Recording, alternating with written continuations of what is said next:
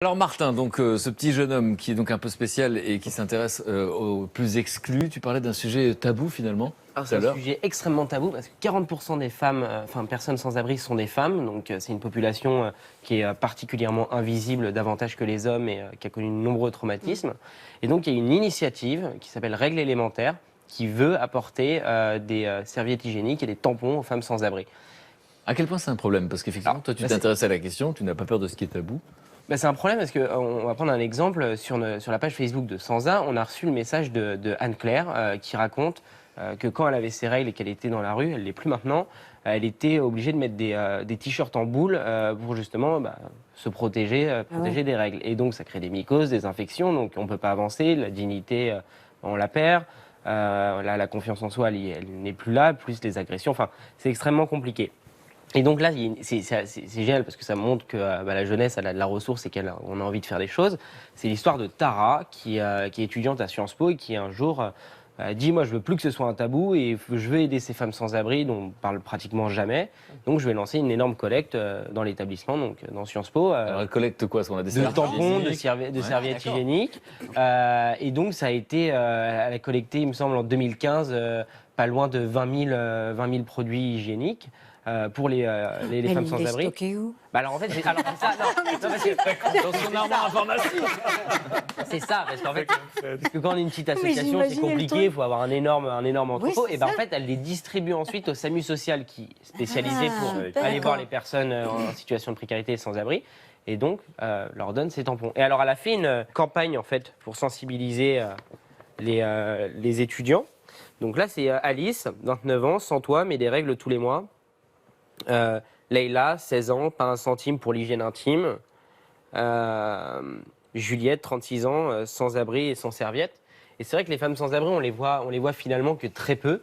On en parle très peu. Et puis on ne pense pas à ça. Non, on ne pense pas à ça. À leur intimité, c'est vrai qu'on n'y pense pas. Et alors comment on fait pour agir et pour trouver des solutions? Et comment nous on peut agir et aider? C'est super simple. Imaginons que vous êtes dans la rue, vous voyez une femme sans abri, vous allez la voir, vous discutez avec elle, il ne faut pas avoir peur de la rencontre parce que c'est une personne comme n'importe qui d'autre, elle a une histoire, elle a eu des problèmes, et donc de lui demander ce qu'elle aimerait. Vous pouvez dire, est-ce que vous aimeriez des serviettes hygiéniques, des tampons pour vous aider? Si elle dit oui, avec grand plaisir. Parmi une liste d'autres choses. Parmi une liste d'autres choses. L'idée c'est d'être délicat et de rien imposer. Il ne faut pas imposer, il faut prendre en considération leur histoire, leur personnalité, parce qu'on a toujours tendance à aller voir et à donner quelque chose, mais on ne sait pas si la personne aime, si elle est allergique. Donc on a l'impression de faire un bon geste, mais finalement, est-ce que on respecte vraiment la personne?